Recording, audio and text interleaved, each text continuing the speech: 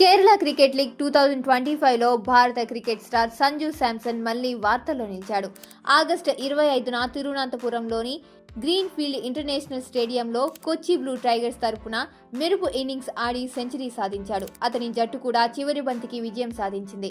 అయితే ఈ మ్యాచ్లో అభిమానుల దృష్టి సంజు జెర్సీపై పడింది. అతని జెర్సీపై ధోని అనే పేరు ఉండడం చూసి అందరూ ఆశ్చర్యపోయారు. అసలు ఎందుకు ఆ పేరు అతని జెర్సీపై ఉందో వివరంగా తెలుసుకుందాం.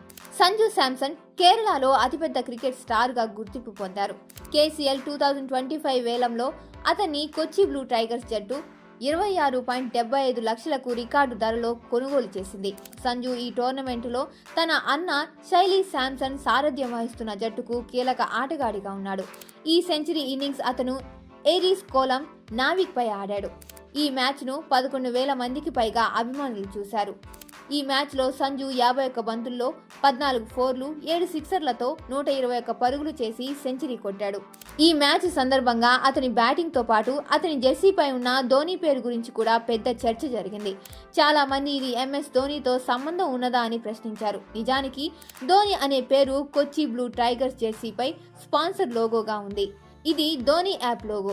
ఈ యాప్ ఈ జట్టుకు అధికారిక స్పాన్సర్. అందుకే జట్టులోని ఆటగాళ్లందరి జెర్సీల పైన ఈ లోగో కనిపిస్తుంది.